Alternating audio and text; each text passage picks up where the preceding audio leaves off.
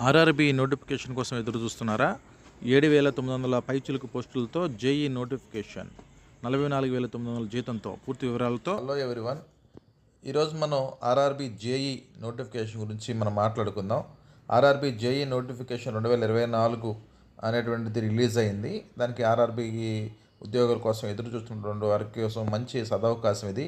Government of India ministry of railways railway recruitment boards వాళ్ళు recruitment board వాళ్ళు detailed centralised employment notice CEN number 03/2024 notification అనేది మనం చూడవచ్చు. ఈ నోటిఫికేషన్ సంబంధించినటువంటి పూర్తి వివరాలు చూస్తే కనుక ఏమేమి పోస్టులు ఉన్నాయి ఒకసారి గమనిస్తే కనుక recruitment of junior engineer, department material superintendent, chemical మెటలాజికల్ assistant, chemical supervisor research and metallurgical supervisor research అనేటువంటి పోస్టులనే మనకు కనిపిస్తూ ఉంటాయి. పూర్తిగా మనం దీని గురించి వివరణ చూడాలంటే లోనికి వెళ్ళి చూస్తే కనుక కిందకెళ్ళి వివరణ అనేది మనకు సంబంధించి ఎలా ఇచ్చే నోటిఫికేషన్ సంబంధించి వివరాలను ఒకసారి మనం చూద్దాము.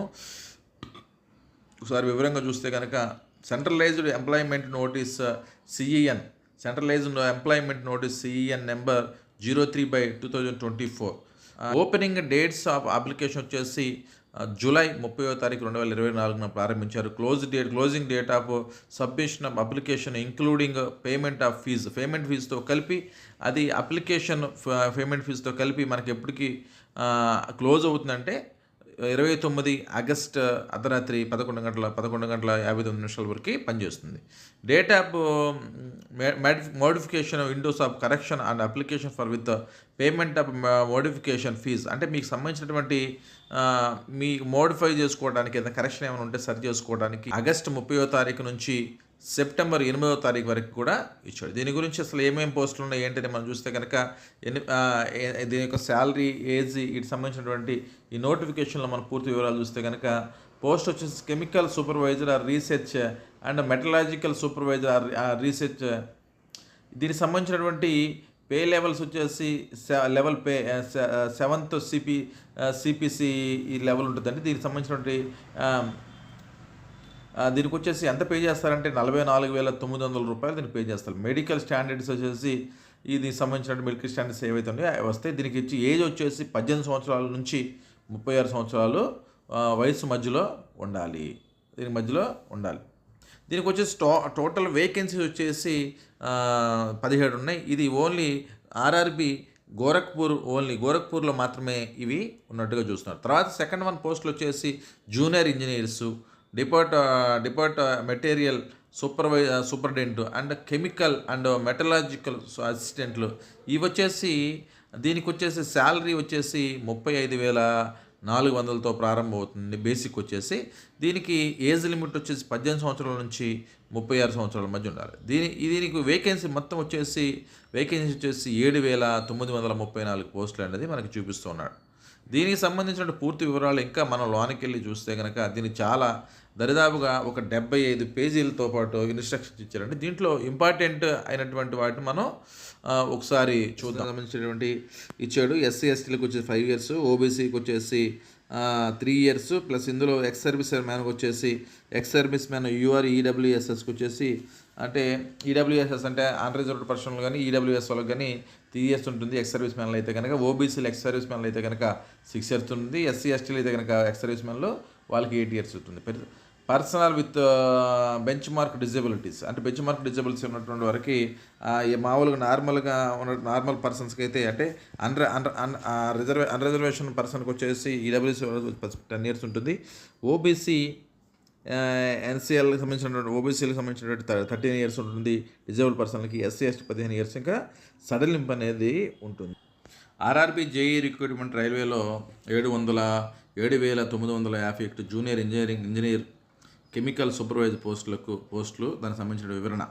ఆర్ఆర్బీ జేఈ రిక్రూట్మెంట్ రైల్వేలో 7,951 జూనియర్ ఇంజనీరింగ్ కెమికల్ సూపర్వైజర్ పోస్టులకు సంబంధించినటువంటి వివరణ. దేశంలో నిరుద్యోగ యువతకు భారతీయ రైల్వే తీపి కబురు అని చెప్పింది. ఆయా విభాగాల్లో డిప్లొమా, ఇంజనీరింగ్ డిగ్రీ, బీఎస్సీ పూర్తి చేసిన యువతకు ఇది మంచి అవకాశం. దేశవ్యాప్తంగా అన్ని రీజియన్లలో ఉద్యోగ భర్తీకి railway recruitment board RRB notification విడుదల చేసింది. ఈ ప్రకటన ద్వారా 7,951 జూనియర్ ఇంజనీర్ కెమికల్ సూపర్వైజర్ ఖాళీలు భర్తీ కానున్నాయి. ఆర్ఆర్బి ఆన్లైన్ దరఖాస్తు ప్రక్రియ జూలై 31 తారీఖు నుంచి ప్రారంభమైంది. ఆగస్టు 29 వరకు కూడా కొనసాగుతుంది. రెండు దశల పరీక్షల అనంతరం విద్యార్థుల తుది ఎంపిక ఉంటుంది. ఆర్ఆర్బి రీజియన్లు అహ్మదాబాదు, అజ్మేర్, బెంగుళూరు, భోపాలు, భువనేశ్వర్, బిలాస్పూర్, చండీగఢ్, చెన్నై, గువాహటి, గోరఖ్పూర్, జమ్మూ అండ్ కాశ్మీర్, కోల్కతా, మాల్టా, ముంబై, ముజఫర్ఫ్, పాట్నా, ప్రయాగ్రాజ్, రాంచీ, సికింద్రాబాద్, సిలిగురి, తిరువనంతపురం ఇలా ఉంటాయి. ప్రకటన వివరాలు చూస్తే కనుక ఇందులో మనకు సంబంధించినటువంటి chemical supervisor, research and metallurgical supervisor రీసెర్చ్కి సంబంధించినటువంటిది ఆర్ఆర్బి గోరఖ్పూర్లో మాత్రమే ఉన్నాయి. ఇవి 17 పోస్టులు ఉన్నాయి. Junior engineering depot material superintendent, chemical and metallurgical assistant 7,934 పోస్టులు. మొత్తం ఖాళీల సంఖ్య 7,951 పోస్టులు. వీటితో 17 పోస్టులతో కూడా కలుపుకొని విద్యా అర్హతలు వచ్చేసి పోస్టుకు సంబంధించి విభాగాల్లో డిప్లొమా, ఇంజనీరింగ్, బ్యాచిలర్ డిగ్రీ పోస్టుకు సంబంధించినటువంటి అర్హతలు దానికి సంబంధించినటువంటి ఏ పోస్టుకు తగిన విధంగా ఆ విభాగానికి సంబంధించినటువంటి డిప్లొమా ఉండాలి అంటే ఇంజనీరింగ్, బ్యాచిలర్ డిగ్రీ అంటే ఇంజనీరింగ్ కానీ టెక్నాలజీలో ఉండాలి, బీఎస్సీ ఉత్తీర్ణులై ఉండాలి. విభాగాలు కెమికల్ అండ్ మెటలాజికల్ ఉంది, civil, electronics, electrical, mechanic, chemistry and physics తదితరాలు ఉంటాయి. వయోపరిమితి వచ్చేసి 1/1/2025 నాటికి 18 సంవత్సరాలు నిండి ఉండాలి. 36 సంవత్సరాలు ఆ లోపల ఉండాలి. ఈ సంవత్సరాల మధ్య మాత్రం ఎస్సీ ఎస్టీ అభ్యర్థులకు 5 ఏళ్ళు, ఓబీసీలకు 3 ఏళ్ళు, దివ్యాంగులకు 10 నుంచి 15 ఏళ్ళు వయోపరిమితి సడలింపు ఇచ్చారు. ప్రారంభ వేతనం వచ్చేసి junior engineer depot మెటలాజికల్ superintendent chemical and metallurgical assistant వచ్చేసి 35,400 రూపాయలు ఉంటుంది. Chemical supervisor, research మెటలాజికల్ and supervisor వచ్చేసి దానికి సంబంధించి 44,900 రూపాయలు ఉంటుంది. ఇది గోరఖ్పూర్లో మాత్రమే ఉంది, మనం ముందు చూసాం. ఎంపిక విధానం వచ్చేసి స్టేజ్ 1, స్టేజ్ 2గా సిబిటి టెస్ట్ అనేది జరుగుతుంది. కంప్యూటర్ బేస్డ్ టెస్ట్ అనేది ఎగ్జామ్ అనేది జరుగుతుంది. డాక్యుమెంట్ వెరిఫికేషన్ కూడా ఉంటుంది. దీనికి మెడికల్ ఎగ్జామినేషన్ ఆధారంగా మెడికల్ ఎగ్జామినేషన్ కూడా ఉంటుంది. అంటే దీనికి వచ్చేసి సిబిటి టెస్ట్ 1, సిబిటి టెస్ట్ 2 జరుగుతుంది. తర్వాత డాక్యుమెంట్ వెరిఫికేషన్ జరుగుతుంది. తర్వాత వచ్చేసి మెడికల్ ఎగ్జామినేషన్ కూడా, మెడికల్ ఫిట్నెస్ సంబంధించినటువంటి ఆ ఎగ్జామ్ కూడా జరుగుతుంది. స్టేజ్ 1లో ఏ విధంగా ఉంటుందనేది ఒకసారి మనం చూద్దాం. స్టేజ్ 1 ఎగ్జామ్ వచ్చేసి మ్యాథమెటిక్స్ అనేది 30 ప్రశ్నలు ఉంటాయి, 30 మార్కులు ఉంటాయి. జనరల్ ఇంటెలిజెన్స్ అండ్ రీజనింగ్ వచ్చేసి 25 ప్రశ్నలు ఉంటాయి, 25 మార్కులు ఉంటాయి. జనరల్ అవేర్నెస్ 15 మార్కులకి 15 ప్రశ్నలు ఉంటాయి. జనరల్ సైన్స్ 30 ప్రశ్నలు ఉంటాయి, 30 మార్కులు ఇస్తారు. మొత్తం ఓవరాల్గా వచ్చేసి 100 ప్రశ్నల సంఖ్య 100 ఉంటుంది. వ్యవధి 90 నిమిషాలు ఉంటుంది. 90 నిమిషాలు ఇస్తారు. అంటే 100 మార్కులకి 100 ప్రశ్నలు ఉంటాయి, 90 నిమిషాలు సమయం ఇస్తారు. తర్వాత స్టేజ్ 2 వచ్చేసి అంటే సిబిటి టెస్ట్ రెండోది వచ్చేసి మొదటిది పాస్ అయిన తర్వాత సెకండ్ వచ్చేసి జనరల్ అవేర్నెస్ అనేటువంటి దాని మీద జనరల్ అవేర్నెస్ మీద 15 మార్కులు 15 ప్రశ్నలు ఉంటాయి. ఫిజిక్స్ అండ్ కెమిస్ట్రీ సంబంధించి 15 ప్రశ్నలు ఉంటాయి, 15 మార్కులు ఇస్తారు. బేసిక్స్ ఆఫ్ కంప్యూటర్ అప్లికేషన్స్ మీద బేసిక్స్ మీద సంబంధించి 10 ప్రశ్నలు ఇస్తారు, 10 మార్కులు ఇస్తారు. Basic of environment of pollution control దాని మీద 10 మార్కులకి ఉంటాయి. ఇక తర్వాత టెక్నికల్ ఎబిలిటీస్కి సంబంధించి 100 మార్కులు ఉంటాయి. మొత్తం ప్రశ్నల సంఖ్య 150 ఉంటుంది. ఆ 150 మార్కులకి 150 మార్కులు అనేది ఇస్తారు. 150 ప్రశ్నలు ఉంటాయి, 150 మార్కులు అనేది ఉంటుంది. ఇది మొత్తం దీనికి సంబంధించి 120 నిమిషాలు 120 నిమిషాలు అంటే 2 గంటల సమయాన్ని ఇస్తారు. అంటే సిబిటి టెస్ట్ 1కేమో 100 ప్రశ్నలు ఉంటాయి, 100 మార్కులు, 1 గంట సమయం ఇస్తారు. సిబిటి టెస్ట్ 2కేమో 150 ప్రశ్నలు ఉంటాయి, 150 మార్కులకి 2 గంటల సమయాన్ని ఇస్తారు. దరఖాస్తు రుసుము జనరల్ ఓబీసీ అభ్యర్థులు, ఈడబ్ల్యూఎస్ అభ్యర్థులు 500 రూపాయలు కట్టాలి. ఎస్సీ, మహిళలు అండ్ ట్రాన్స్జెండర్స్ వచ్చేసి 250 రూపాయలు కట్టాలి. అంటే ఇది దరఖాస్తు ఆర్ఆర్బి అధికారిక వెబ్సైట్ ద్వారానే మనం చేసుకోవాల్సినటువంటి ఉంటుంది. ఇదంతా కూడా ఫీజు రిక్రూట్మెంట్ ఇవన్నీ కూడా ఈ సంబంధించి తేదీలు వచ్చేసి ఆన్లైన్ దరఖాస్తు ఫీజు చెల్లింపు మన జూలై నెల 30వ తారీఖు నుంచి స్టార్ట్ అయింది. ఆన్లైన్ దరఖాస్తు ఫీజు చెల్లింపునకు చివరి తేదీ ఆగస్టు 29వ తారీఖు వరకు ఉంటుంది. దరఖాస్తు సవరణ తేదీలు వచ్చేసి 30వ తారీఖు ఆగస్టు నెల నుంచి 8వ తారీఖు సెప్టెంబర్ నెల 2024 వరకు ఉంటుంది. అయితే మనం అప్లికేషన్ ఒకసారి ఓపెన్ చేసి చూస్తే కనుక వాళ్ళు ఇచ్చిన నోటిఫికేషన్లో పూర్తి వివరాలు అనేది మనం చూడొచ్చు. ఈ వివరాలతో దీంట్లో అప్లికేషన్లో మనం వివరంగా ఓపెన్ చేసి మనకు కావాల్సిన కొన్ని పర్టికులర్ డీటెయిల్స్ మట్టికి ఒకసారి మరలా చూద్దాము.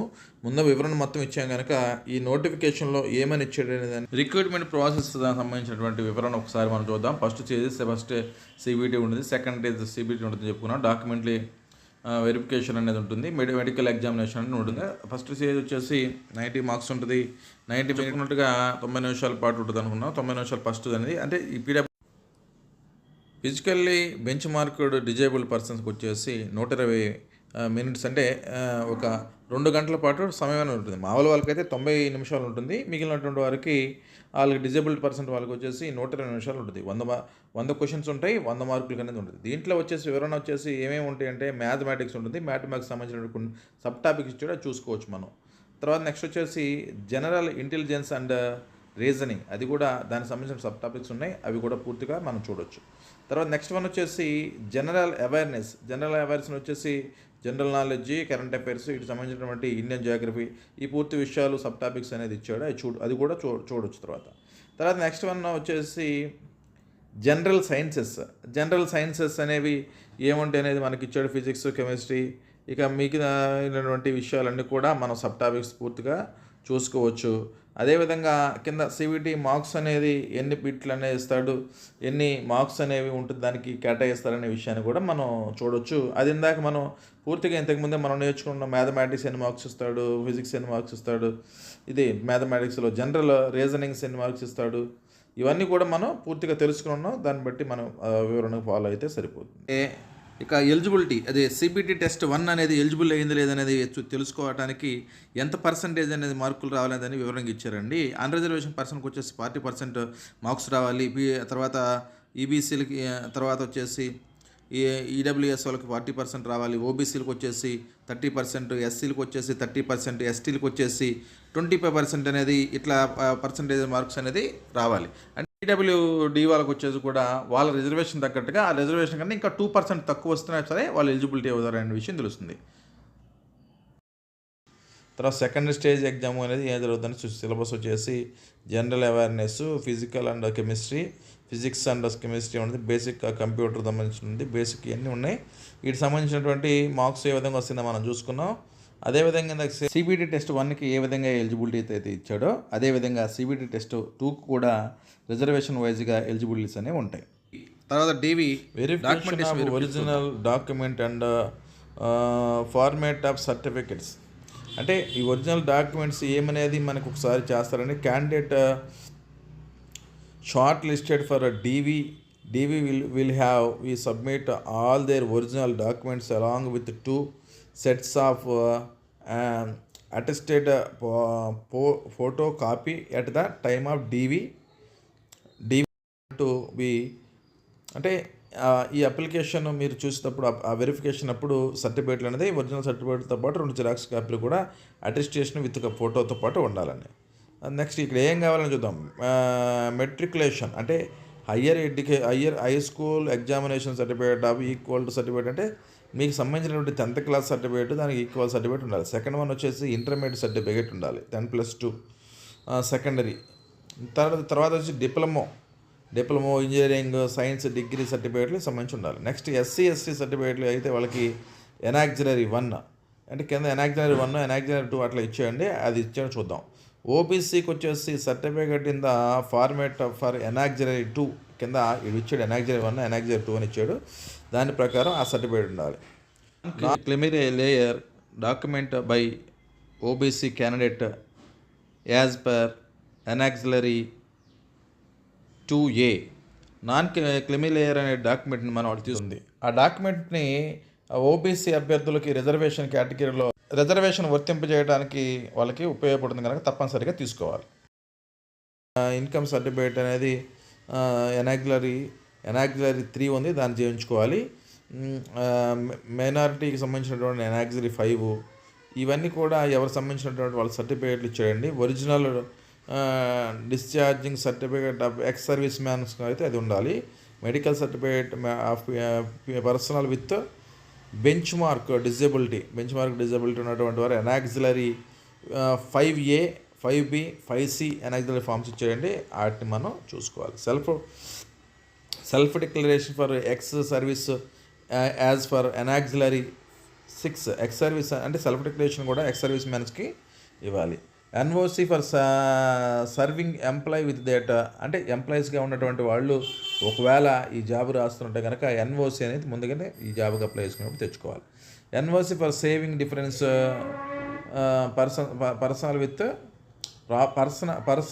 With problem date of discharging వీళ్ళు కూడా ఎన్ఓసి తెచ్చుకోవాలి. దీనికి అవసరమైనటువంటి వ్యక్తులు ఎవరైనా ఉంటే కనుక self certificate by the transgender candidate certificate self declaration certificate తెచ్చుకోవాలి.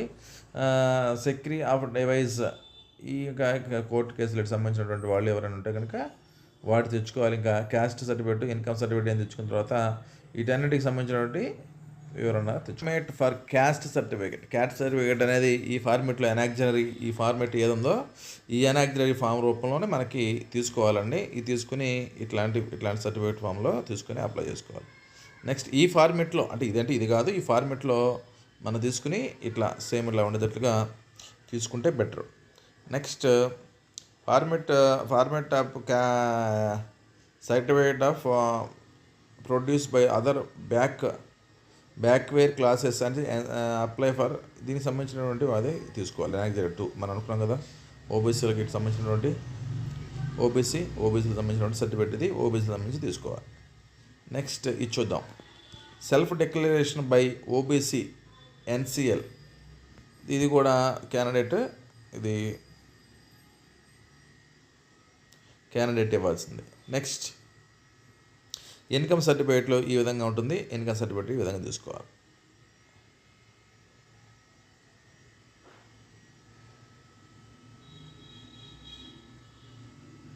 ఇన్కమ్ సర్టిఫికేట్ చూసేసరికి ఇక్కడ మనం వ్యాలిడ్ ఫర్ ది ఇయర్ ఏ సంవత్సరానికి అది రాసుకుని వివరంగా నీట్గా ఇచ్చాడు. ఫోటోతో పాటు ఫోటో రాయించుకుని ఇలా తీసుకుంటే బెటర్ అంటున్నారు. ఇన్కమ్ సర్టిఫికేట్ ఫర్ ఎకనామికల్ బ్యాక్వర్డ్కి ఈ వాళ్ళకి సంబంధించినటువంటి ఈడబ్ల్యూసి వాళ్ళకి ఈబీసీ వాళ్ళకి ఈబీసీ సంబంధించినటువంటి సర్టిఫికేట్ తీసుకోవాలండి. నెక్స్ట్ వచ్చేసి కిందకి వెళ్దాం. క్యాండిడేట్ డిక్లరేషన్ రాసేవాలి, అది కూడా మనకు అవసరం. Form V certificate of disability అంటే డిజబిలిటీ ఉన్నటువంటి పర్సన్స్కి VA అదే 5A 5B 5C ఇలా ఇచ్చారు. అంటే ఈ సర్టిఫికేట్ ఆఫ్ డిజబిలిటీకి సంబంధించినటువంటి వాళ్ళ తగ్గట్టుగా వాళ్ళ డిజబిలిటీకి తగ్గట్టుగా ఆ సర్టిఫికేట్ అని మనం తీసుకోవాలి. ఇక్కడ చూపించినటువంటి ఫార్మెట్లో ఉంటాయి. ఎనాగ్జరీ ఫామ్ V 5A అనేది డిజబిలిటీ సంబంధించినటువంటి వాళ్ళకి PHC అంటే ఫిజికల్ హ్యాండిక్యాప్ సంబంధించినటువంటి వాళ్ళు ఎవరైతే ఉన్నారో వాళ్ళకి OH వాళ్ళకైతే OH సంబంధించింది, VH వాళ్ళైతే VH సంబంధించింది, HS సంబంధించిన వాళ్ళు HS సంబంధించి తీసుకుంటే కనుక సరిపోతుంది. Letter of undertaking of using scribe అంటే స్క్రైబ్ అవసరం ఉన్నటువంటి వాళ్ళు ఇది పెట్టుకుని రావాలి. నెక్స్ట్ వచ్చేసి declaration to be submit by ex service మ్యాన్లకు సంబంధించిన వాళ్ళు డిక్లరేషన్ ఇవ్వాలి. నెక్స్ట్ ఈ విధంగా ఎనాగ్జరీ ఫామ్స్ ఉంటాయి. ఇవన్నీ కూడా మనం అప్లై చేసుకునేటువంటి వాళ్ళు దేనికి సంబంధించినటువంటి వాళ్ళు అయితే దానికి పూర్తి స్థాయిలో అప్లై చేసుకోవాలి.